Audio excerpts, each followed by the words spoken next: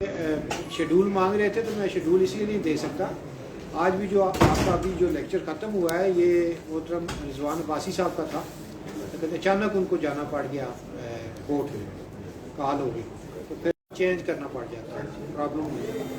इसलिए मैं अगले दिन का तो दे सकता हूँ, उसमें भी अगर वो सब्जेक्ट चेंज है तो करनी, लेकिन हम साथ साथ कंफर्मेशन लेते हैं। जो प्रैक्टिसिंग लायर हैं या प्रैक्टिसिंग लोग हैं ज़रा बिजी होते हैं तो इसलिए हम नहीं दे सकते, आपको पूरा शेड्यूल नहीं दे सकते। पहले मेरा इरादा था, मैंने बनाया भी था। जनाब सैयद कमर हुसैन शाह साहब ज़वारी साहब हमारे लास्ट ईयर वाइस चेयरमैन, इस साल बहुत सारी कमेटी हुई जिसमें डिसिप्लिन कमेटी के भी चेयरमैन। नामदू व नसल्ली व नसल्लिम अला रसूलिल करीम। औज़ु बिल्लाहि मिनश शैतानिर रजीम। बिस्मिल्लाहिर रहमानिर रहीम। अम्मा बाद। अस्सलाम वालेकुम रहमतुल्लाहि व बरकातहू। मेरे लिए बहुत एजाज़ की बात है कि कानून के तालिब इल्म के तौर पर आपसे ख्यालात के तबादले का मौका मिलेगा, और कोशिश यही है कि ये एक इंटरेक्टिव सेशन हो। मेरा अपना पसंदीदा जो मौजू है वो आइन और आइनी इख्तियारात, लेकिन मुझे मिर्ज़ा मोहम्मद अमीन ताहिर साहब की तरफ से ताकीद की गई थी कि इस बार हम जो एक्सचेंज ऑफ आइडियाज़ तबादला ख्याल करेंगे आपस में, वो एविडेंस एक्ट या जिसको ज़ियाउल हक दौर के बाद कानूनी शहादत ऑर्डर के तौर पर जाना चाहता है, उसके मुतालिक हम लोग एक्सचेंज ऑफ आइडियाज़ करेंगे। तो आप लोग में से कोई बता सकता है कि आपकी अंडरस्टैंडिंग क्या है, क्या चीज़ ये होती है और क्या है ये एविडेंस एक्ट, क्या है, क्यों ज़रूरत पेश है, या कानूनी शहादत ऑर्डर क्या है, क्या आपकी अंडरस्टैंडिंग है? आपने लाजमन ये ऐसा मौजू है जो कंपल्सरी है, ना सिर्फ ये कि LLB में कंपल्सरी है, बार लॉ में भी कंपल्सरी जो सब्जेक्ट्स आते हैं, कुछ ऑप्शनल होते हैं, कुछ कंपल्सरी, उसमें से कंपल्सरी जो सब्जेक्ट है वो एविडेंस एक्ट है। तो आप लोगों में से कोई मेरी रहनुमाई कर सकता है कि ये क्या है, या आपकी अंडरस्टैंडिंग क्या है इस बारे में? जी जरूर सर, ये लास्ट एविडेंस हमें बताता है कि कौन एविडेंस दे सकता है और एविडेंस कौन सा होगा, और उसको हम किस तरह मुय्यन करेंगे, उसको किस तरह हम टेस्टिफाई करेंगे कि ये काबिल कबूल है या नहीं, और उसके बाद किस एविडेंस कौन सा एडमिसिबल और कौन सा नॉट। देखिए, ये जो लीगल सिस्टम जो जिससे आप हम वाकिफ़ हैं और हमने मुस्तार लिया अपने कॉलोनियल मास्टर्स से, और इसमें अब थोड़ा सा अंसर इस्लाम के हवाले से भी मौजूद है, कुछ इस्लामिक प्रोविजंस भी हैं। इससे पहले भी दुनिया में फैसले हो रहे, वो चाहे पंचायत की सूरत में हो, चाहे आप उसको जरगे का नाम दें, चाहे आप उसको पख्तून वाली एक कोड है, पश्तून लोग उससे ज़्यादा रिलेट करेंगे, और वो प्री इस्लामिक है, इस्लाम से भी पहले का है, और उसके तहत भी फैसले हो रहे थे कि कत्ल कर देगा, नाहक कत्ल होते हुए और करते हुए, और उसमें भी फिर जब इस्लाम के बाद से बहरहाल उसमें भी तब्दीलियां भी आई और उस कोड में भी। तो ये चीज़ें इस तरह चलती जा रही थी कि पंचायत में फैसला क्या। इस्लाम में जब आप देखेंगे तो वहाँ पर भी फैसले, या आप प्री इस्लाम भी देख लीजिए कि जब हजर अस्वद रखने का वाक़या होता है तो हुज़ूर पाक सल्लल्लाहु अलैहि वसल्लम वो आपस में ट्राइब्स ये तय करते हैं कि द वन हु वॉक्स इन, अगर आप वो देखें तो वो आपस में सेटलमेंट करते हैं कि ब्लड शेड ना हो, तो जो पहला बंदा दाखिल होगा बगैर हम किसी एतराज़ के हम उसको ये इख्तियार देंगे। और फिर वहाँ पर भी हुज़ूर पाक सल्लल्लाहु अलैहि वसल्लम ने उनकी बातें सुनते हुए, उनसे इंटरेक्ट करते हुए आखिरकार एक फ़ैसला लिया। इसी तरह अगर आप बाकी ट्राइबल सोसाइटीज़ में देख लीजिए, پیگن سوسائٹیز میں دیکھ لیجیے. بہرحال کہیں نہ کہیں فیصلے کرنے کا ایک کوئی نام اس کو آپ جوڈیشل سسٹم نہ کہیے لیکن ایک نظام موجود تھا کسی نہ کسی میکانزم کی صورت میں, اور اس میں بہرحال دونوں سائڈ اپنی گواہیاں لاتی تھیں جس کی روشنی میں پھر ایک بندہ یا بہت سارے بندے جو ہیں وہ فیصلہ کرتے تھے کہ اس فیصلہ یہ کرتے تھے کہ کسی بھی ایک پارٹی کے حق میں فیصلہ کیا جاتا تھا. لیکن پھر یہ سمجھا گیا کہ بہت بہتر ہوگا کہ ایک پراپر کوڈیفائڈ فارم میں ایک قانون لایا جائے, اور یہ قانون پھر ہمارے لیے ایویڈنس ایکٹ کی صورت میں لایا گیا. ایویڈنس ایکٹ کی کیا تاریخ ہے؟ قانون شہادت آرڈر کی تاریخ نہیں پوچھتا, ایویڈنس ایکٹ کی کیا تاریخ ہے؟ 1872. اب 1872 سے یہ تو بہت زیادہ واضح ہو گیا کہ اس وقت میں کلونیل ماسٹرز نے یہ وہاں لیجسلیشن کی, برطانیہ میں فیصلہ کیا اور یہاں پر ہم پر بہرحال یہ مسلط کر دیا گیا, آپ کہیے یا رائج کر دیا گیا. چلے یہ سلسلہ چلتا رہا, اس کے کانٹینٹس, اور اب جو یہاں رائج الوقت قانون ہے جس کو ہم قانون شہادت آرڈر کے نام سے جانتے ہیں, اس میں قانون شہادت آرڈر میں اور ایویڈنس ایکٹ میں کو بہت زیادہ فرق نہیں ہے. تو پہلے ہم صرف وہ کور کرتے ہوئے آتے ہوئے کہ 1872 کے بعد سے 1984 تک یہ سلسلہ چلا. 1984 سے پہلے 1982 میں ایک رپورٹ پیش کی گئی, اور اس سارے کا پس منظر 5 جولائی 1979 ہے غالباً جب مارشل لا امپوز ہوتا ہے, اس کا پس منظر وہ ہے. اور 1982 میں ایک report law and justice commission of Pakistan کی طرف سے پیش کی گئی. مجھے یہ کبھی یقین ہے کہ آپ میں سے بہت سارے لوگوں کو پتا ہوگا کہ لا اینڈ جسٹس کمیشن کیا ہے یا ایگزسٹ کرتا ہے. کوئی ہے آپ کو اندازہ؟ پرانا یہ بھی ایک آرگنائزیشن ہے, اور اس میں serving chief justice of Pakistan سمیت یہ باڈی کانسٹیٹیوٹ ہوتی ہے. اس باڈی کا یہ کام ہے کہ دیکھتے ہوئے جب ان کے سامنے جو بھی مقدمہ جات آتے ہیں, قوانین جن کو انٹرپریٹ کرنے کی ذمہ داری ان کی عدالتوں کی ہوتی ہے, وہ پھر اس پہ اپنی رائے قائم کر کے الٹیمیٹلی ریکمنڈیشنز بھیجتے ہیں پارلیمان کو کہ یہاں یہ چیز یا اس طرح دقت ہے اس قانون کے عمل درآمد میں, تو اس میں یہ ترامیم کی جائے یا یہ اس طرح بدل دیا جائے. اب قانون جہاں تک بدلنے کی بات ہے تو 1982 میں انہوں نے رپورٹ مرتب کی, اور اگر آپ بطور طالب علم قانون کے بھی, اور یہاں ایک بات اس کے ساتھ ساتھ کہتا چلوں کہ آپ نہ صرف قانون کے طالب علم ہیں لیکن اچھے وکیل ہونے کے لیے آپ کو فلسفے کا بھی طالب علم ہونا پڑے گا اور تاریخ کا بھی اچھا طالب علم ہونا پڑے گا. اور اس کا مطلب یہ ہے کہ اوپن مائنڈ کے ساتھ دیکھتے ہوئے, تو اگر آپ تاریخ کے اوراق پہ نظر دوڑائیے تو 1982 میں یہ ریکمنڈیشن ہوئی, اور ماشاء اللہ چونکہ آ چکا تھا 5 جولائی سے امپوز ہوتے ہوئے, تو اس ماشاء اللہ کی امپوزیشن کے بعد یہ فیصلہ کیا گیا کہ قوم کی دوری ہے اسلام سے.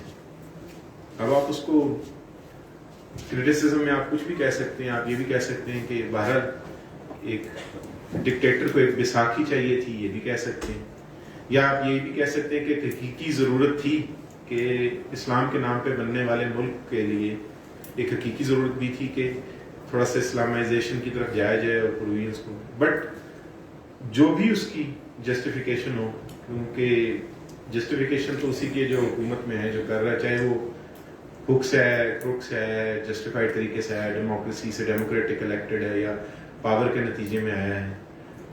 چھوٹے بھائی آپ ادھر آ جائیں, وہاں تو وہ جیسے بھی آیا ہے پاور میں, لیکن بہرحال کرتے ہوئے تو اسلامائزیشن ہو رہی تھی. کانسٹیٹیوشنل امینڈمنٹس بھی ہوئی, مجلس شورا کا نام دیا گیا پارلیمان کو. اسی طرح ایویڈنس ایکٹ کی جگہ پھر 1982 کی جو رپورٹ ہے law and justice commission of Pakistan کی، اس کی روشنی میں قانون شہادت آرڈر لایا گیا. اب دیکھیے یہاں بھی ایک ڈسٹنکشن آپ نے کرنی ہے. یہ اگر ترمیم ہوتی، امینڈمنٹ ہوتی، تو اس ٹائم پارلیمنٹ غالباً ایگزسٹ نہیں کر رہی تھی. مجلس شورا بھی غالباً 1985 میں آئی ہے. پارلیمنٹ تو ایگزسٹ نہیں کر رہی تھی. تو ترمیم اب کرنا تو آرڈیننس کے تھرو. انہوں نے چونکہ اس کا بنیادی مقصد یا پریمبل جو کہ گیٹ وے ہوتی ہے کسی بھی قانون کا، چونکہ وہ تبدیل ہوا، اور انہوں نے کہا کہ in order to bring the law of evidence in conformity with the injunctions of Islam, it is hereby promulgated as follows. So اسی لیے یہ آرڈیننس نہیں کہلایا اور یہ قانون شہادت آرڈر کہلایا. اب ایویڈنس ایکٹ میں پرووینس تھیں 167 سیکشنز تھیں. یہ جب چینج ہوتا ہے، تبدیل کرتے ہیں، تو ایک تو وہ کہتے ہیں کہ جی یہ سیکشنز نہیں کہلائیں گے، ایک جو ترمیم یہ آرٹیکلز کہلائیں گے، اور ایک آرٹیکل کم ہو گیا اور غالباً 166 آرٹیکل پہ آپ یہ محیط ہیں. اسی طرح قانون میں آپ کو یقیناً بطور طالب علم قانون، اور جب آپ ڈگری کر رہے ہوں گے تو یہ بھی بتایا گیا ہوگا کہ اغراض و مقاصد بھی پھر بتائے جاتے ہیں. جہاں اغراض و مقاصد بتائے جاتے ہیں، اس کے ساتھ ساتھ پھر آگے بتایا جاتا ہے کہ اس قانون کا اطلاق کہاں کہاں ہوگا. کچھ قوانین ہیں جن کا اطلاق پورے پاکستان پہ ہوتا ہے، کچھ قوانین ہیں جن کا اطلاق صرف صوبے کی حد تک ہوتا ہے. اسلام آباد کا یہ ڈیلیما رہا ہے کہ اسلام آباد گو کہ پنجاب کے ساتھ پارٹ ہے، لیکن اس کی اپنی چونکہ کوئی قانون ساز اسمبلی نہیں ہے، تو یہاں اڈاپٹ کیے جاتے ہیں قوانین، اور اس کا ایک علیحدہ طریقہ کار ہے، لیکن وہ ایک الگ دن کے لیے موضوع ہے. اور اس میں جب یہاں پر یہ بتایا گیا تو اس کا اطلاق تو کیا گیا پورے پاکستان پہ، لیکن ساتھ ساتھ یہ بتایا گیا کہ اس کا اطلاق اسپیسیفکلی آربیٹریشن پروسیڈنگز پر نہیں ہوگا. یہ اب آپ جب دیکھیں گے تو اس کی اپلیکیبلٹی میں ایکسکلوڈ کیا گیا اسپیسیفکلی آربیٹریشن پروسیڈنگز کو. کیوں؟ کیونکہ وہ اپنا دائرہ کار آربیٹریٹر خود طے کرے گا کہ وہ کس طرح لینا ہے. فارمیلٹی سے ہٹایا گیا. اور اس کی ایک بڑی وجہ جو سمجھ آتی ہے، جو اس کے پیچھے وزڈم سمجھ آتی ہے، وہ یہ ہو سکتی ہے کہ اگر اتنی ہی فارمیلٹیز برقرار رکھتے ہوئے آربیٹریشن کرنی ہے تو پھر آربیٹریشن میں اور کورٹ سے لیے گئے فیصلے میں کوئی فرق نہیں ہوگا. مجھے یہ بتائیے کہ کیا ہم یہ کہہ سکتے ہیں کہ آپس میں ہم یہاں موجود ہیں اور ہم طے کرتے ہیں کہ ہمارا کوئی تنازع ہوگا آپس میں تو ہم عدالت سے رجوع نہیں کریں گے؟ کیا یہ ایک ویلڈ ایگریمنٹ ہے؟ ہم کر سکتے ہیں یہ بات؟ Sorry, the only way to exclude the jurisdiction of the court مہذب طریقے سے وہ آربیٹریشن، ریکورس ٹو آربیٹریشن. تو جب آپ اس کو ایکسکلوڈ کر رہے ہیں تو وزڈم بھی پھر اس کے پیچھے یہی تھی کہ جی فارمیلٹیز آف دا کورٹس نہ ہوں، اور ثالث مقرر کرتے ہوئے انگریزی میں آربیٹریشن، ثالثی اردو میں ثالث مقرر کرتے ہوئے جلد ہی فیصلے کیے جا سکیں. لیکن بہرحال وہ ترمیم لائی گئی.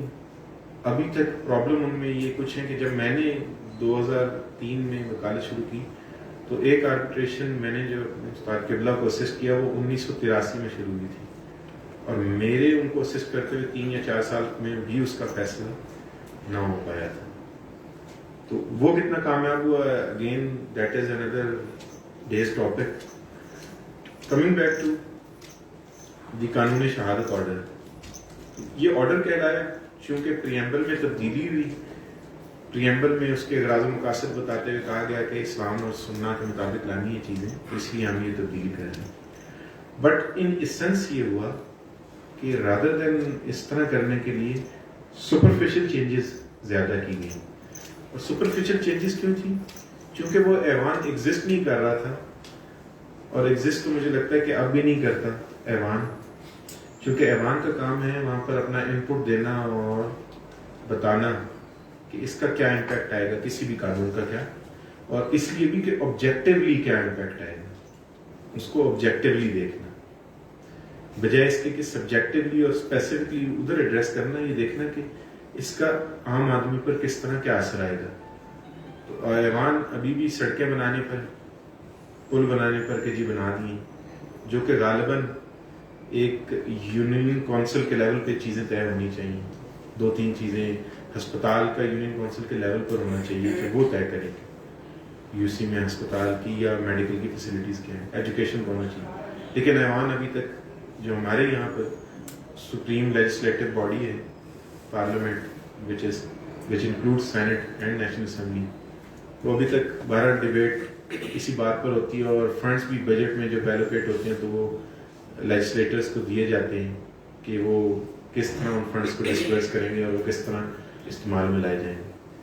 تو شاید چونکہ یہ چیز وہاں نہیں تھی تو سپرفیشل چینجز کی گئی اور بہت ساری پروویژنز میں کر دیا کہ جی اگر اسلام اجازت دے گا، اگر اسلام میں جس طرح کہا گیا کہ جی یوں مانی جائے گی گواہی. اور ابھی میں آپ کے ساتھ ریڈ کروں گا تو ہم دیکھیں گے 2 بڑے امپورٹنٹ آرٹیکلز ہیں، وہ ان دا اینڈ ہم ریڈ کریں گے تو دیکھیں گے. تو بات آتی ہے اسلام کی، لیکن وہ آپ کو نظر آتا ہے اوبویسلی کہ وہ ریفر کرتا ہے انجنکشنز آف اسلام لیکن ایکسپلین نہیں کرتا. تو یہ بڑا آسان کام ہے کیونکہ اسلام پھر آپ کی حد تک انٹرپریٹیشن اسلام کی ڈفرینٹ ہو سکتی ہے، میری حد تک ڈفرینٹ ہو سکتی ہے، کسی اور صاحب کی حد تک ڈفرینٹ ہو سکتی ہے. تو بہت ہی کھلی چھوٹ دے دی گئی، ایک بڑی وائڈر ٹرم انٹروڈیوس کرا کر.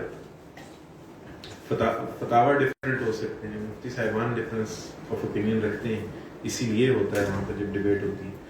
تو بہرحال یہ آپ دیکھیے گا کہ اس میں پھر ہر جگہ بجائے یہ کہ اسپیسیفکلی کرنے کے کس طرح یا کون سی چیز اپلیکیبل اسلام کے حوالے سے کیا وہ بات کر رہے ہیں یا کون سا اسکول آف تھاٹ فالو کریں گے، اس میں حنبلی، شافعی، اہل تشیع کا کوئی علیحدہ اسکوپ کرتے ہوئے یہ بات وہ نہیں کرتا، اور وہ صرف اسلام وہاں پر آرڈر جب بات کرتا ہے تو وہ لفظ کرتا ہے جی انجنکشنز آف اسلام میں جیسے فیصلہ کیا جائے گا. لیکن بہرحال یہ تبدیلی لے آئی گئی اور ضرورت اس کی اسی طرح محسوس ہوئی جس طرح بھائی نے شروع میں بتایا کہ in order to regulate the whole process of bringing evidence before the courts یا کوزائے جوڈیشل فورمز، جو کہ باقاعدہ کورٹس بھی نہیں ہیں لیکن کورٹس کی طرح کام کرتے ہیں. ان میں ایک مثال فیڈرل سروس ٹرائبیونل کی ہے، تو ان کے لیے پھر وہ ریگولیٹ کرتے ہوئے لایا گیا، اور اس میں وہ شروع ہوتا ہے کمپیٹنس آف وٹنسز یا وٹنس کون ہوگا. اس کو اب آپ جس مرضی نام سے بلا لیں، ایویڈنس ایکٹ کہہ لیں، قانون شہادت آرڈر کہہ لیں، اپروپریٹ تو یہی ہے کہ قانون شہادت آرڈر ہی آپ اس کو کہیں گے 1984. تو وہ بتاتا ہے کہ گواہی کون دے سکتا ہے، گواہ کتنے ہونے چاہیے، گواہ کی ضرورت کہاں ہوگی.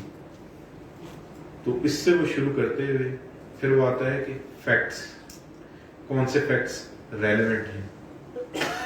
ہیر سے شہادت قابل قبول نہیں ہوگی. کیا ہوتی ہے ہیر سے شہادت؟ ہیر سے سنی سنائی.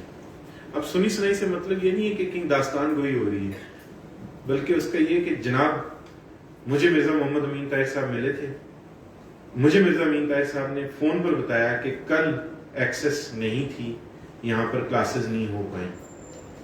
اب مرزا محمد امین طاہر صاحب تو کہہ سکتے ہیں، میں ایویڈنس میں یہ بات آ کے کہوں کہ یہ اس لیے کورٹ اگنور کرے گی کہ مجھے انہوں نے فون پر کہ جی میں پشاور موجود تھا، میں پشاور ہائی کورٹ میں تھا، تو انہوں نے بتایا کہ جی آج کلاسز اس وجہ سے نہیں ہو پائے گی.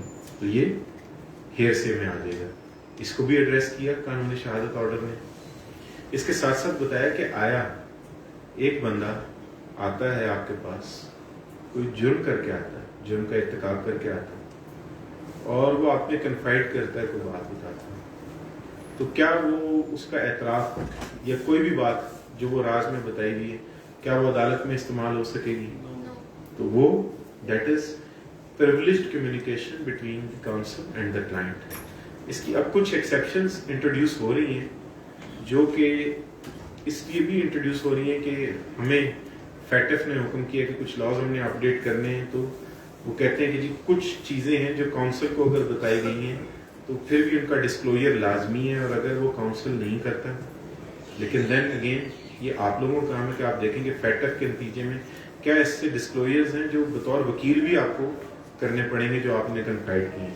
لیکن جنرل لا یہی ہے کہ جب آپ کے پاس بندہ آئے گا آپ سے، جب آپ نوٹس ٹیکنگ کریں گے تو جو کچھ اس نے آپ نے کنفائڈ کیا ہے، جو کچھ اس نے آپ کو بتایا ہے، وہ قطعاً عدالت میں استعمال نہیں ہو سکے گا، چاہے وہ کہیں ریکارڈ بھی ہوگا.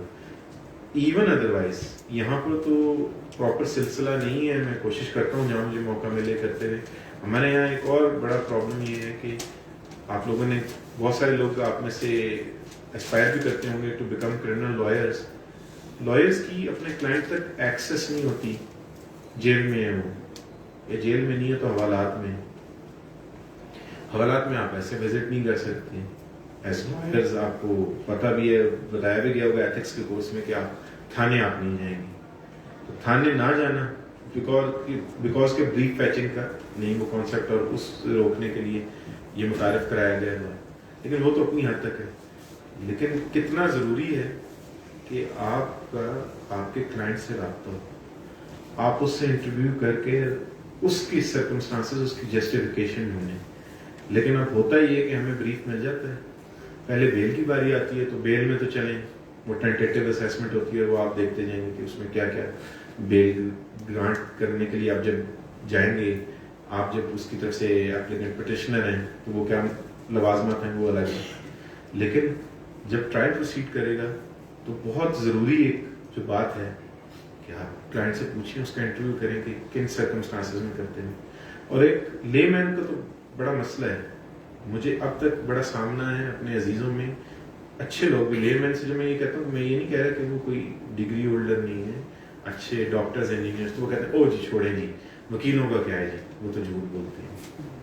وکیل کبھی بھی جھوٹ نہیں بولتا. یہ آپ انشاءاللہ تعالیٰ پریکٹس کرنے جا رہے ہیں تو آپ کو یہ پتہ چلے گا کہ وکیل غلط بیانی سے کام نہیں لیتا. وکیل کا یہ کام ہے کہ جو کچھ اس کو اس کا کلائنٹ بتائے ان ہدایات کی روشنی میں، اسی لیے وہ کہتے ہیں کہ مجھے انسٹرکٹ کیا گیا، میری انسٹرکشنز ہی وہ وہاں پلیڈ کرے اس کا کیس. اور اگر اعتراف جرم بھی وہ کرتا ہے تو پھر وکیل محتاط رہے گا، اور کہیں بھی وکیل صاحب یہ اسرٹ نہیں کریں گے کہ جناب یہ بے گناہ ہے، بلکہ جو ایویڈنس اس کے خلاف ریکارڈ پہ لائی گئی ہے اس کو چیلنج کریں گے، اس کی ویراسٹی کو چیلنج کریں گے. یہ آرگومنٹس میں نہیں کہیں گے. تو بہرحال یہ ایک بڑا مسکنسیپشن بن گیا ہے. آہستہ آہستہ ارتقائی مراحل ہیں ہماری سوسائٹی کے. دوست میرے یہ بھی ڈیبیٹ میں کہتے ہیں جی کہ 70 سال بھی ابھی ارتقائی ہے، تو میں سمجھتا ہوں کہ میری ادنا دانست میں کہ 70 سال بہرحال ارتقائی مرحلہ یہ ہے، اور ارتقاء ہو رہا ہے، اور ہم ابھی سیکھنے کی پوزیشن میں سیکھ رہے ہیں. یہ جو کچھ ابھی یہ بھی ایونٹس ہو رہے ہیں، آپ دیکھ رہے ہیں جو پالیٹکس میں ہو رہے ہیں، ڈومین میں ٹرائلز کے فیصلے ہو رہے ہیں، یا جس طرح ریئیکٹ کیا کسی بھی پارٹی نے، وہ یہ سارا بھی ہمیں سکھانے کے لیے. ہم سب کو اس سے سیکھنا چاہیے، دیکھنا چاہیے، اور اپنا ایک آبجیکٹیولی ڈیسائیڈ کرنا چاہیے کہ کیا ہونا چاہیے تھا، کیا کرنا چاہیے، اور کس طرح بہتر ہو سکتا ہے. تو بہرحال اس سے گزرتے ہوئے کمنگ بیک ٹو دی، تو یہ فیصلہ ہو گیا. یہ بھی یہ بتاتا ہے کہ پریویلیجڈ کمیونیکیشن کیا ہوگی، کیا وہ خلاف استعمال ہو سکے گی کہ نہیں ہو سکے. اسی طرح یہ بتاتا ہے کہ ڈاکیومنٹری ایویڈنس کیا ہوگا، فارمز آف ایویڈنس کیا ہیں. تو دو بڑی چیزیں یہ آپ کو بتا دوں. چونکہ ابھی 1984 ہے تو وہاں انویزج نہیں ہو رہا کہ آرٹیفیشل انٹیلیجنس آ جائے گی، آئی ٹی آ جائے گی، کانسیپٹ ہی نہیں تھا. ایون پاکستان کی حد تک نہیں، میرا یہ خیال ہے کہ دنیا بھر میں بھی انٹرنیٹ شاید متعارف ہو گیا ہو یہ ایونٹس. تو وہ بھی ریسنٹلی آپ کو ملیں گے بھی. مشہور جج صاحب کا کیس ملے گا جو کہ جی ان کے جو بھی ہوئی وہ کیا، وہ کس طرح وہ ایویڈنس میں کیسے لائی جا سکتی ہے، اس کا کسی کی بھی کنوکشن پہ کیا اثر پڑے گا. تو وہاں وہ انویزج کر رہا ہے صرف دو ہی چیزیں، ڈاکیومنٹس اور اورل ایویڈنس، کہ کیا زبانی کیا کہا جا رہا ہے. اور اس کی بھی اہمیت کب ہے؟ آپ زبانی بار 10 بار کہہ لیں، آپ لکھ کے 10 بار بیان حلفی دے دیں کہ جناب اس کو معاف کیا، یا کوئی آپ کے حق میں دے دے کہ جناب معاف کیا میں نے اس کو، کہ وہ جو لڑائی جھگڑا ہوا تھا اور اس نے جو رپورٹ کرائی تھی میں نے اس کو معاف کیا. اس بیان حلفی کی کوئی وقت نہیں ہے جب تک کہ وہ عدالت میں پیش نہ ہو، اور جس بندے نے وہ بیان حلفی دیا ہے وہ بھی وہاں پیش نہ ہو تو اس کی کوئی وقت نہیں. تو یہ آپ کو یہ بتاتا ہے. اسی طرح سورسز آف ایویڈنس کیا ہیں؟ Primary and secondary. وہ بھی آپ نے دیکھی تھی. پرائمری سورس کیا ہے؟ جو اوریجنل ڈاکیومنٹ ہے. اور ایک سلسلہ چل رہا تھا یہاں بڑے عرصے سے، ہم جب کرتے ہیں دیکھتے ہیں تو، کہ جو اوریجنل ڈاکیومنٹ ہے وہ کورٹ کے پاس بڑا طریقہ تھا کرتے ہوئے، اور کورٹ کہتی تھی کہ جی یہ ایگزبٹ ہو جائے گا، اور وہاں پر پھر یہ بھی ہے کہ اصل پڑتال کے بعد واپس کر دیا گیا. تو یہ نہیں کہ کورٹ رکھ لے گی، آپ وہاں ریکویسٹ کر سکتے ہیں، آپ کا کاؤنسل وہاں ریکویسٹ کرتا ہے وہ واپس لیتے، کورٹ موازنہ کر کے دے دے گی، لیکن وہ ایگزبٹ ہو گئے. وہ ایسے ہی تصور کیا جائے گا کہ وہ پرائمری سورس ہے، گو کے وہاں کاپی ہوگی، لیکن اس کو نوٹنگ ہوگی کہ جی تقابل کے بعد واپس کیا گیا تو اوریجنل موجود. لیکن ساتھ ساتھ ایک پریکٹس انٹروڈیوس کی نیچے ٹرائل کورٹس نے، اور ان کو کہا جی کہ جو اوریجنل ڈاکیومنٹ نہیں ہوگا اس کو مارک کا طور پر نام دے دیا جائے گا. اس میں ججمنٹس پرانی بھی تھیں، لیکن آپ کے لیے آپ جائیے واپس جا کے دیکھیے تو اسلام آباد ہائی کورٹ کی ایک بڑی ریسنٹ ججمنٹ ہے، honourable mister justice Mohsin Akhtar Kayani کی. انہوں نے پھر بتایا ہے کہ مارک کیوں نہیں ہو سکتا، اور اس کا یہ بھی کہا، دیکھیے نا کئی جگہ ہو سکتا ہے آپ کے پاس اوریجنل نہ ہو. ای میل کا اوریجنل کیا ہوگا؟ وہ تو آپ نے لکھی اور وہاں بھیج دی، تو آپ تو اس کا پرنٹ ہی لیں گے. جب پرنٹ لیں گے تو وہ تو اوریجنل ہو نہیں سکتا. تو پھر وہ بتایا کہ آپ نے اس کو کیسے ایڈریس کرنا ہے، اس کا کیا طریقہ کار ہے، وہ واضح کیا عدالت نے. تو یہ بھی آپ کو ایویڈنس ایکٹ بتاتا ہے کہ جی پرائمری سورس کیا ہے، سیکنڈری سورس کیا ہے، وقت کیا ہوگی. کیونکہ کئی بار آپ دیکھیے نا ڈاکیومنٹ ضائع ہو گئے تو پھر اس میں کیا. اسی طرح اگر آپ اس کا ایک آرٹیکل دیکھیں تو وہ اوتھس کی بھی بات کرتا ہے کہ اوتھ گو کہ ہمارے یہاں علیحدہ سے ایک ایکٹ لاگو ہے جس کو اوتھس ایکٹ کہتے ہیں. مجھے اس کی تاریخ یاد نہیں ہے، غالباً 1893 ہے، لیکن ہو سکتا ہے وہ آپ کو چیک کرنی ہوگی تاریخ ہے. تو وہ علیحدہ بتاتا ہے کہ کون آفر کرے گا اوتھ، کورٹ اس سے کیسے ڈیل کرے گی، اور پھر کیا اس اوتھ کے مقابلے میں کہے گی کہ آپ بھی اوتھ لیں. اور پھر اگر دونوں ہی لے لیتے ہیں اوتھ آن ہولی قرآن، اگر مسلم ہے، اگر تو کرسچن ہے تو بائبل پر، یا جو اس چیز کو بھی جس کو بھی وہ جس بھی ہستی کو وہ بڑا مانتے ہوئے جس بھی ریلیجن کو وہ فالو کرتے ہیں تو اس میں وہ ایڈریس کرتا ہے اس کو. تو گو کہ وہ اسکوپ یہاں سے کم ہے قانون شہادت آرڈر میں، وہ یہاں نہیں بتایا گیا، لیکن بہرحال وہ بھی یہ بھی کہتے ہیں کہ جی ڈیل کرے گی. اب ایک بڑا اہم آرٹیکل ہے، آرٹیکل 17. کس نے دیکھا ہے یا پڑھا ہے؟ کس کے پاس ہے؟ آج کوئی لے کے آیا قانون شہادت آرڈر صاحب؟ اچھا، یہ آج کے موضوع سے ہٹ کے ایک اور بات ذہن میں رکھیے گا. مجھے پتہ ہے کہ آپ لوگ پریکٹس شروع کر رہے ہیں، تو ایک تو ہر ٹائم آپ میجر ایکٹس اٹھا نہیں سکتے، تو مسلس تو بلڈ نہیں کرنے، لیکن کورٹ میں جب بھی آپ جائیں گے اور بہت سارے جو نیو انٹرنٹس ہیں ان کے ذہن میں آتا ہے وہ جی ہم استاد کے لیے تاریخ لینے کیوں جائیں. میں آج بھی جب مجھے کوئی ریکویسٹ کرے تو چاہے سپریم کورٹ کی کوئی بات ہو تو میں اپنے دوست کے جو میرے کولیگ ہیں یا کولیگ صاحبہ ہیں جو مجھے ریکویسٹ کریں تو میں وہاں اٹھ کے تاریخ کے لیے ریکویسٹ کر دیتا ہوں. کورٹ میں جانا ضروری ہے ایک آپ لوگوں کے لیے سب کے لیے، دس از ادر دین QSO 1984. دوسرا یہ کہ جب بھی آپ کورٹ جائیں بے شک آپ تاریخ لینے ہی جا رہے ہیں، لیکن اپنے ساتھ فائل اور کتاب لے کے جائیں. آپ میں اور عام بننے میں فرق یہ ہے کہ آپ لوگ وکیل ہیں تو آپ کو ایٹ لیسٹ جس بات کو بھی جا رہے ہیں، کیونکہ جج صاحب وہاں آپ سے پوچھ سکتے ہیں، جج صاحب کی خواہش ہو سکتی ہے آپ کو دیکھ کے کہ یہ بات ٹھیک طرح کرتے ہیں کر رہے ہیں، اور وہاں معاملہ اتنا چھوٹا ہو سکتا ہے کہ جو آپ صرف فائل سے دیکھتے ہوئے یا کتاب سے دیکھتے ہوئے اگر وہ اسسٹنس دیں، وہ کہ فیصلہ تو جج صاحب نہیں کرنا، لیکن آپ نے ان کو اسسٹنس دینی ہے تو وہ فیصلہ کر دیں اس چھوٹی سی بات کا جو آپ کے سینئر کی غیر موجودگی میں. تو یہ ایک طرح سے بلیسنگ ہے آپ کے لیے جب آپ کو کہا جاتا ہے کہ آپ کورٹ میں جائیے اور تاریخ لے لیجیے. اس کا یہ مطلب نہیں ہے کہ آپ وہاں جائیں اور آپ کہیں جی آج اویلیبل نہیں. No, you go through the file, کیونکہ آپ پہ جو کلائنٹ ٹرسٹ کرنا شروع کرے گا وہ تب کرے گا جب آپ اس پیشے میں 1 سال 1.5 2 سال گزار لیں گے، اور جب آپ ریگولر آ رہے ہوں گے تو کلائنٹل یہ سمجھے گی کہ جناب یہ بھی اس قابل ہیں کہ ان کو وکیل کے طور پہ انگیج کیا جا سکتا ہے کیونکہ یہ سنسیئر ہیں اس پیشے سے جس کو انہوں نے جوائن کیا.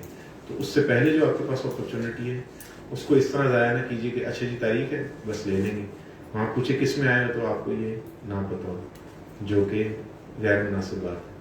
Coming back again to the Q S O 1984 یہ بھی بتاتا ہے کہ برڈن آف پروف کس پہ ہوگا, یہ بھی کیو ایس او 1984 ایکسپلین کرتا ہے.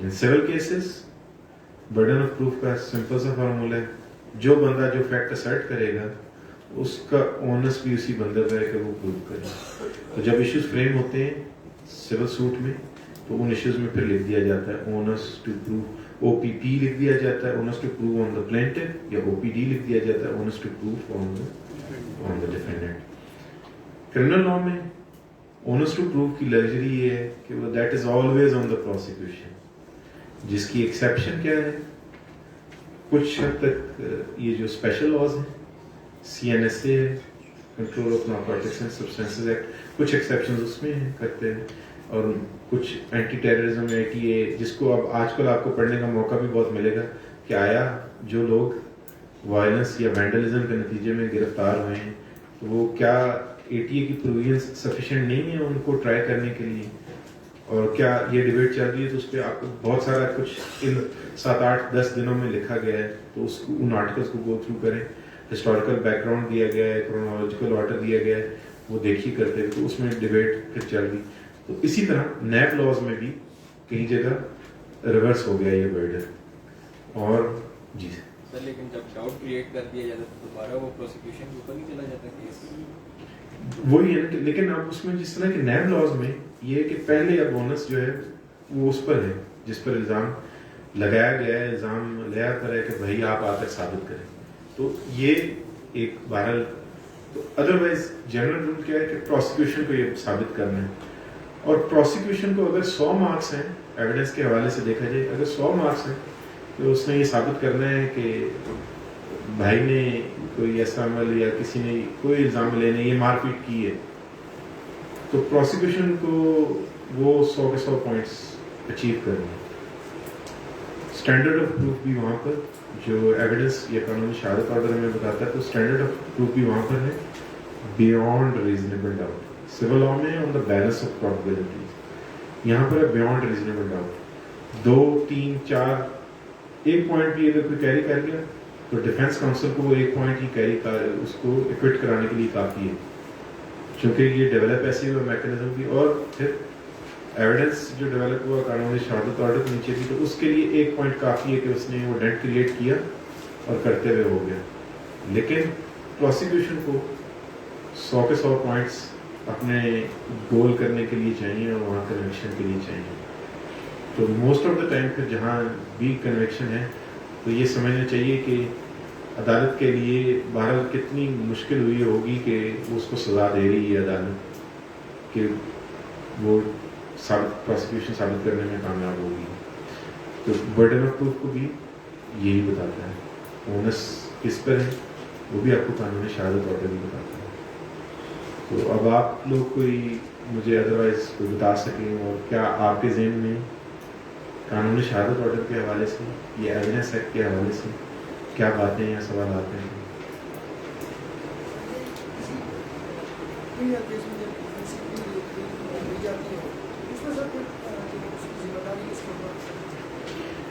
دیکھیے کرمنل کیس میں عام طور پر ملزم کو, اور یہ ججمنٹس میں یہ لفظ لکھیں, ججمنٹس کے یوز ہوتے ہیں کہ accused is the favourite child of law.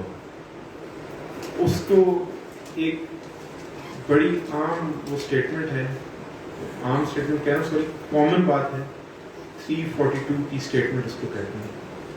وہ اپنا کنڈکٹ ایکسپلین کرے گا, وہ سوالات ہیں, وہ کوئی زیادہ کنونسنگ آنسرز بھی ہونے ضروری نہیں ہے, اس کی کوئی اہمیت بھی اتنی نہیں ہے, اس کو دیا گیا, لیکن ساتھ ساتھ اس کو آپشن دیا گیا ہے, اور غالباً 340 ہے جو یہ کہتا ہے کہ وہ آن اوتھ ریکارڈ کرائے گا. اور ایک بات جو شاید یہاں کہیں ہو قانونی شہادت آرڈر میں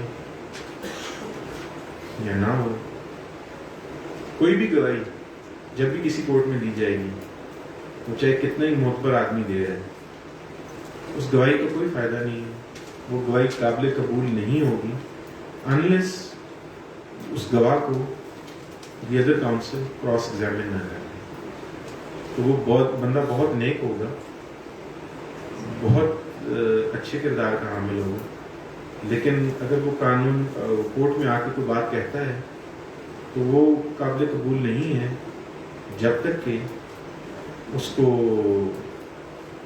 کراس ایگزامن نہ کیا جائے. اس کے ساتھ ساتھ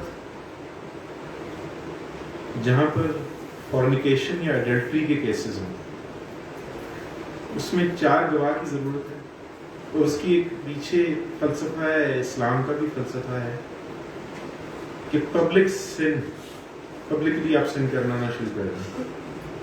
تو پرائیویٹلی اگر کچھ کوئی بندہ کر رہا ہے اور اس سے نہیں رہا، خطا کا پتلا ہے، تو that is something between Allah سبحانہ و تعالیٰ and those persons who have committed that sun.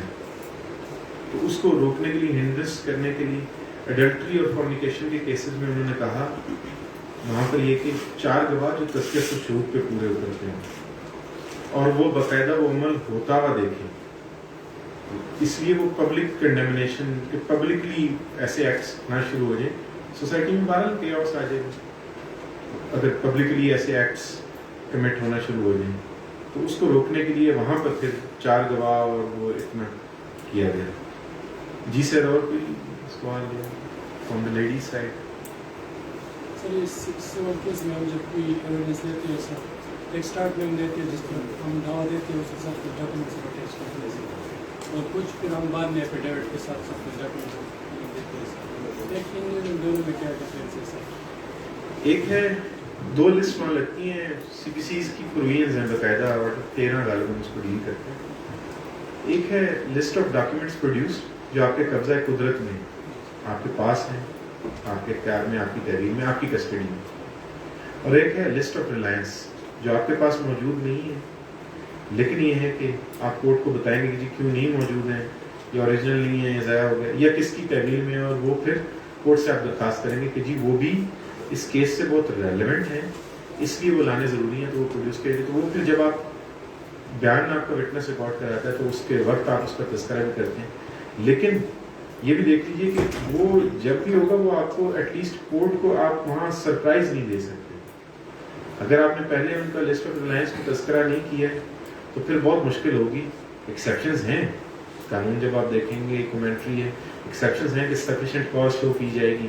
Sufficient cause کیا ہے، پھر اس پہ بڑی ججمنٹس ہیں، بتایا گیا کورٹ میں ایکسیپشنز ہیں. لیکن اگر آپ نے پہلے نہیں کیا تو پھر آپ سرپرائزنگلی آپ نہیں لے کے آ سکتے. آپ کہ جی یہ میں لے آؤں، جیسے کئی موویز میں ہوتا ہے نا کہ جی یار یہ میرے پاس آ گیا اور یہ میرا بھی نہیں ہے. ایک یہ بھی بڑا موویز میں ہوتا ہے کہ میں نے ایسا سوال پوچھا آج، بس وہ ایک سوال کافی نہیں.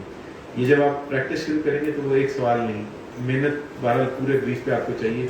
وہ سلسلہ وار سوالات چلیں گے ایون کرمنل کیس کے لیے بھی. گو کہ آپ کو پوائنٹ ایک ہی چاہیے آئیڈینٹیفائیٹ کرنے کے لیے، لیکن وہ آپ کو وٹنسز تو سارے کراس ایگزامن کرنے ہیں نا، اور وہ کرتے ہوئے پھر وہاں پر سلسلہ تب آپ اچیو کر پائیں گے اپنا. جی میم. سر میں نے ابھی جب اپنے سینئرس کے ساتھ کام کرنا شروع کیا تو صرف کہ ری ایگزامینیشن سے ججز مطلب they avoided in a recent case I met with my senior and the opposing lawyer they asked for a re-examination after we did the cross online. تو ایسا کیوں ہے کہ ہمارے ججز جو ہیں وہ بہت زیادہ ریفرین کرتے ہیں؟ اگین آپ کو یہیں اس میں آنسر ملے گا. بہرحال ایک تو کوشش یہ ہوتی ہے کہ پھر لام تنائی سلسلہ ہے کہ اگر ری ایگزامینیشن ان چیف ہو گیا، کراس ایگزامن ہوا، لیکن اس میں کچھ ایسی بات وٹنس سے ہو گئی جو کہ اب وہ وکیل صاحب سمجھتے ہیں جو جن کا وٹنس تھا کہ اس کا بہرحال عدالت کے سامنے وہ چیزیں لانا ضروری ہیں، تو اس کے لیے وہ درخواست دیتے ہیں ری ایگزامینیشن کی. لیکن وہ ضروری نہیں ہے اور not as a general rule دینی بھی نہیں چاہیے. کیونکہ اگر دیکھیے ایک تو کر دیا انہوں نے اس طرح الاؤ کر دیا، پھر وہ کہیں گے نہیں جی میں بھی فلانا وٹنس لے آتا ہوں، یا جی میں ابھی ڈاکیومنٹ پروڈیوس کرتا ہوں. جس طرح آپ کبھی بھی ایڈیشنل ایویڈنس نہیں دے سکتے، لیکن پھر ایکسیپشن ہے کہ دیے. اسی طرح پھر جب ایپلیٹ کورٹ میں جاتے ہیں سول لاء کے حوالے سے خاص طور پر ایڈیشنل ایویڈنس کا تصور نہیں ہے، لیکن ساتھ ساتھ ہے بھی. لیکن اس کے پہلا کرائٹیریا کیا ہے کہ نیچے بھی آپ نے ایک بار کہا ہو، کسی بھی وجہ سے رہ گیا، لیکن نیچے آپ نے بتایا ہو کورٹ کو کہ جناب یہ چیز میں ایڈیشنل ایویڈنس کے طور پر. پھر سیکنڈ آپ اس کا رول دیکھیں گے ऑर्डर 41 है और 25 ऑनवर्ड्स। सेकंड रूल देखेंगे तो वहाँ वो बताता है कि नहीं, अगर नीचे ना भी दी गई हो तो फिर आप सफिशिएंट कॉज ऐसे बताएंगे। अलबत्ता ये कि आया वो sufficient cause finds favour with the जज, विद द ऑनरेबल जज और नॉट, ये एक क्वेश्चन है। वो उसको वो बड़ा सब्जेक्टिव क्वेश्चन है, वो जज पे डिपेंड करेगा कि आपकी ख्याल में तो शायद वो सफिशिएंट कॉज हो लेकिन अदरवाइज ना हो। सर ड्यूरिंग ट्रायल तो कोई टाइम लिमिट होती है कि एक एविडेंस को आपने कंटेस्ट करना होता है, उसकी कोई टाइम लिमिट होती है कि आप कभी भी जा सकते हैं?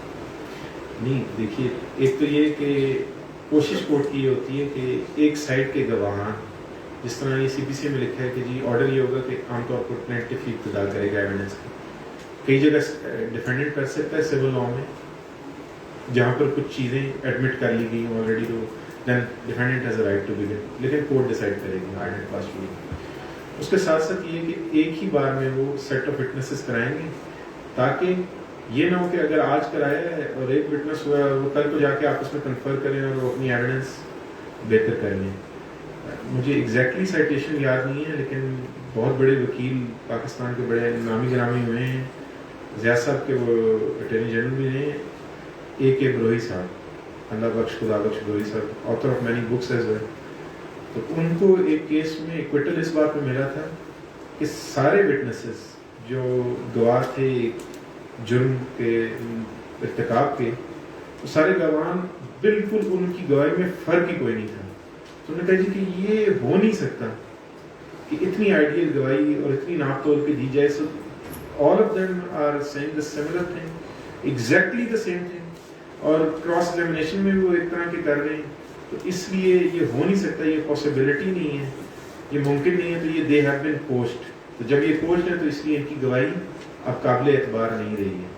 तो जहाँ तक ये बात है तो टाइम लिमिट नहीं है, लेकिन आपको बहरहाल कोशिश एट दी अर्लीस्ट करनी है। तो उसमें चूँकि इंगेजमेंट होती है वकला की, तो कोर्ट ये करती है कि एविडेंस कराने की इजाज़त दे देती है, एग्जामिनेशन करने की, और फिर क्रॉस एग्जामिनेशन के लिए डेट दे देती है। बहुत सारे वकील मुझ समेत ये भी करते हैं कि जी एविडेंस वो देनी चाहिए ताकि पता चल जाए, और फिर प्रिपरेशन करते हैं कि अच्छा अब ये केस था, ये चीज़ है, और उसकी तैयारी करते हैं कि जी हाँ ये इसमें किया। उसमें सिर्फ प्रॉब्लम एक ये होता है कि जब आप ये कहते हैं कि वो विटनेस अपना स्टेटमेंट रिकॉर्ड कराएं, तो बहरहाल तब भी आपको मौजूद ज़रूर होना चाहिए। अगर आप वक्त मांगते हैं कि आपने क्रॉस एग्जामिन करना है तो इसमें मौजूद आपको ज़रूर होना चाहिए, क्योंकि एक तो ये कि लीडिंग क्वेश्चंस ना पूछे, जिसका विटनेस है वो वकील साहब आते हैं, और उसके साथ साथ कोई इररिलेवेंट चीज़ें इंट्रोड्यूस ना कर दें। ये ऐसा ना कर दें कि वो डॉक्यूमेंट्स जो एग्जिबिट नहीं हो सकते थे वो बयान में पेश करें, वो एग्जिबिट करवा दें। तो इस सारे के लिए बहरहाल फिर भी एज ए लॉयर आपकी ड्यूटी है कि तो विद इन रीजनेबल टाइम और अपॉर्चुनिटी दी जाती है कि जनाब आप क्रॉस एग्जामिनेशन कर लीजिए। और क्रिमिनल लॉ में तो खास तौर पे सेट्स ऑफ विटनेसेस साथ ही होने चाहिए ताकि अगर ऐसा जी से सर हमारा जो पहला लेक्चर हुआ था उसमें नीम खाना वासी साहब ने ये बताया था कि आप हमारे यहाँ कॉमन प्रैक्टिस ये है कि जब कोई क्लाइंट आपके पास आता है तो जो मुगलाजात होते हैं वो अपना केस पुटअप कर देते हैं, उसके बाद उसकी प्रिपरेशन स्टार्ट करते हैं। तो एज पर जो एविडेंस है हमारा इसके बारे में कि ये सबसे एक अहम पार्ट होता है हमारी सारी प्रोसीडिंग। आप क्या सजेस्ट करते हैं हमें, अगर गुड लॉयर हमें अपना जो एविडेंस उनकी पूरी लिस्ट पहले बना लेनी चाहिए, या उसमें जितनी भी चीज़ें उनको पहले रिसर्च करके उनको करना चाहिए, या जो रिलायंस की लिस्ट है उसमें जाना चाहिए, उसमें जो चीज़ें हैं उनके बारे में आप क्या कहते हैं कि बेस्ट वे क्या है अपना जो एविडेंस है उसको स्ट्रॉन्ग करना?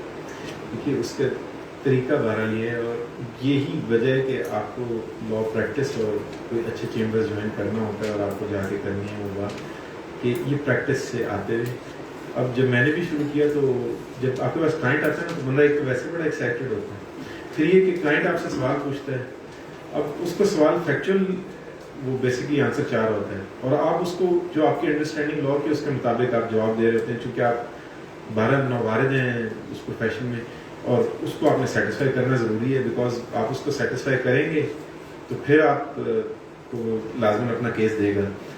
लेकिन कोशिश ये करनी चाहिए कि क्लाइंट के साथ तो आप सिर्फ उससे ब्रीफ ले लीजिए, डॉक्यूमेंट सारे ले लीजिए, और फिर आप खुद उसको एवेल्यूएट करिए, वक्त लीजिए, उसको आप फ़ौरन एब्रुप्टली ना बताइए, क्योंकि बहरहाल आपका अभी आगाज़ है वकालत का, तो आपको बहरहाल आपकी judgement reading habit practical aspects आपको नहीं पता करते, तो आप उससे वक्त लीजिए और आप फिर खुद गो थ्रू कीजिए پھر ویلیڈ کر کے آپ جو سمجھتے ہیں کہ جناب یہ کیا چیزیں چاہیے وہ آپ ان سے ان کا تقاضا کریں کہ یہ میرے پاس لے کر، تو بہرحال وہ مناسب ہے. لیکن وقت لینا بڑا مشکل بات ہوتی ہے، تو کوشش یہ کیجیے کہ جو آپ کے پاس آ رہا ہے تو اس سے پہلے آپ جنرلی اسٹیچوٹ ایک بار ایٹ لیسٹ جس سے ریلیٹڈ کیس ہے اگر وہ آپ کو فون پہ بتا رہا ہے، جو کہ آسانی ہے. پہلے تو فون کا بھی بڑا مسئلہ ہوتا تھا، ہونا نہیں، آپ کے موبائل ہے وہ جو آ رہا ہے، تو ایٹ لیسٹ اس لا کو ایک بار آپ ضرور دیکھ لیجیے کلائنٹ سے ملنے سے پہلے. اور دوسرا یہ قانون شہادت آرڈر تو ریلیونٹ نہیں، لیکن جب بھی کیس کرنے جائیں تو جس قانون کے نیچے کرنے جا رہے ہیں ایٹ لیسٹ وہ قانون سارا پڑھ کے جائیں. آرڈر 6 رول 17 بڑے کامن ٹرائل کی پریکٹس سے دیتے ہیں درخواست ترمیم کرنے کی پلیڈنگز میں پلینٹمنٹ، اور اس میں سیٹل یہ ہوا کہ آپ سپریم کورٹ میں پلینٹمنٹ کر سکتے ہیں، کوئی مسئلہ نہیں انلیس وہ نیچر اور complexion of the suit change نہ کرے. تو جب تو اس کو آرڈر 6 کو ایٹ لیسٹ پڑھ لینا جب آپ کرنے جا رہے ہیں. سینئر کے بھاپ کی تاریخ لینے جا رہے ہوں گے اور اس دن بحث نہیں ہو سکے گی، لیکن کوشش کیجیے نا کہ چلے ساری سی پی سی تو پڑھنا ممکن نہیں، لیکن وہ جو شام میں جب آپ دفتر جا رہے ہیں تو وہ آدھا گھنٹہ لگا لیجیے. اس کے علاوہ گپ ضرور لگائیے، اور بہتر ہے چونکہ وکیل کمیونیکیشن سکلز اور سوشل سکلز زیادہ ریکوائرڈ ہیں، تو وہ ضرور ہے کہ آپ اپنی کمپنی میں کسی وکیل دوست کے ساتھ آپ بیٹھنا پسند کرتے ہیں یا کسی اور میڈیسن کے پروفیشن جس کمپنی میں بھی آپ بیٹھنا چاہتے ہیں وہ ضرور کیجیے. لیکن جب شام کے دفتر اٹینڈ کر لیں تو وہ آدھا گھنٹہ اس فائل پہ ضرور لگائیے جس کو کل آپ نے تاریخ لینے جانا ہے. وہ ہو سکتا ہے کہ آرڈر 6 رول 17 کی بات ہو سکتا ہے اگر اپیل کی بات ہو تو وہ آرڈر 41 سے ریلیٹڈ ہو، ایڈیشنل ایویڈنس کی بات ہو تو وہ ذرا وہ پروین تو خاص دیکھ جائیے نا. آرڈر 37 کا سوٹ ہے تو آرڈر 37 ایک بار پڑھ تو جائیے نا کہ کیا کہہ رہے ہیں، ورنہ آپ جائیں گے کرتے. میرے ساتھ اپنی جو بیتی ہوئی ہے یہاں پر one of the best jurist رہے سردار محمد اسلم صاحب، اللہ تعالیٰ ان کی مغفرت فرمائے، چیف جسٹس رہے، پھر سپریم کورٹ ایلیویٹ ہوئے. اب جب میں پہلے دن جا رہا تھا ہائی کورٹ میں ایک امینڈمنٹ آئی تو کہا جی کہ ہائی کورٹ میں اوریجنل جورسڈکشن میں سول سوٹس دائر ہوں گے، یہ ان کی ویلیویشن ہوگی، کروڑ روپے رکھی ہے. تو میں نے سول سوٹ تیار کیا، میرا کلائنٹ آیا، یہ جو سوٹ فور اسپیسیفک پرفارمنس تھا، اس کے ساتھ ڈاکیومنٹیشن لگائی، اسٹے اپلیکیشن لگائی. میرے سینئر نے مجھے کہا کہ یہ آپ کرنے جا رہے ہیں ہائی کورٹ میں پہلی بار تو یہ پڑھ کے جائیے. تو میں نے کہا نہیں سر وہ تو روٹین میں چونکہ یہ لینڈڈ پراپرٹی کا معاملہ ہے تو روٹین میں کورٹ اسٹے دیتی. تو انہوں نے کہا نہیں، میرے سینئر نے مجھے اس ٹائم ہدایت کی کہ نہیں آپ پڑھ کے جائیں. میں نے پڑھ لیا، پڑھ کے چلا گیا. ہوا یہ کہ وہ روٹین میں ہو گیا. تب وہ محترم چیف جسٹس صاحب تھے اسلام آباد ہائی کورٹ، ہو گیا روٹین میں اسٹے. نیکسٹ ٹائم ہفتے بعد تاریخ لگی تو اب مجھے یہ تھا کہ چونکہ اسٹے تو ہو چکا ہے اب کنٹینیو کرنا ہے، انلیس وہ دوسری پارٹی آ کے کہے کہ یہ اسٹے غلط ہوا ہے یا اس کو کرے گی، مجھے کیا ضرورت ہے. تو میں فائل بھی اتنی نہیں اور ویسے پڑھ کے نہیں گیا. جب تاریخ میں کھڑا ہوا تو انہوں نے کہا جناب اپنا کیس آرگیو کیجیے جیسا میں نے کہا. تو میں کیسے آرگیو کرتا کیونکہ میں نے فائل دیکھی نہیں تھی. میرا تو یہ تھا کہ آپ جب وہ آئیں گے تو پھر ہی ہونا ہے. تو some times when you least expect you are then asked to argue the case. تو اس لیے آپ کبھی بھی یہ نہیں ہے کہ آپ بغیر تیاری کے جائیے، آپ کوشش کیجیے کہ تیاری کے ساتھ جائیں. بیکاز دین نہ صرف یہ کہ امبیرسمنٹ ہے، دوسرا یہ کہ کلائنٹ کا ٹرسٹ آپ سے جاتا ہے نا کہ نہیں میرے وکیل صاحب کو پتہ ہی نہیں تھا آگے کروں. تو کوشش یہ کیجیے کہ اگر تاریخ لینے بھی جا رہے ہیں تو اس کو ایٹ لیسٹ اس قانون کو پڑھ کے جائیے. اور فائل میں کیا ہے، کس بات پہ جا رہے ہیں. ٹرائل میں یہ بہت اچھی اپرچونٹی بھی ہے کہ ٹرائل میں بہت ساری چیزیں مسلینیس چیزیں ڈیسائیڈ ہو رہی ہوتی ہیں. لسٹ آف ریلائنس دی تھی نہیں دی تھی یہ بات ہو رہی ہوتی ہے. تو اگر دے دی تھی تو اس میں اس کا تذکرہ تھا نہیں تھا. تو یہ چیزیں آپ دیکھ کے جائیے نا. آپ اسسٹ کر دیجیے جج صاحب کو. ایک تو یہ کہ ٹرائل بھی چل پڑے گا اور اس چھوٹی بات سے ڈیلے نہیں ہوگا، اور دوسرا یہ کہ آپ کی لرننگ ہو جائے گی اور جو پھر آپ کے کام جس بھی کورٹ میں آپ پیش ہوں گے تو وہ آئے گی، چونکہ آپ نے وہ محنت کی ہوئی وہ پروین پڑھی ہوئی ہے. تو اس وجہ سے اب اگر آپ کے پاس کسی کی کیو ایس او ہے تو آرٹیکل 17 اس کا پڑھ دیجیے. یہاں سے آپ یہاں آ کے پڑھ دیجیے تاکہ سارے ہال میں آپ پڑھ دیں.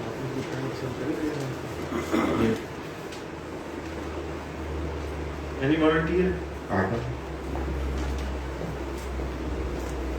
یہ competence and Competence and number of witnesses. The competence of a person to testify and the number of witnesses required in any case shall be determined in accordance with the injunctions of Islam and laid down in the Holy Quran and Sunnah.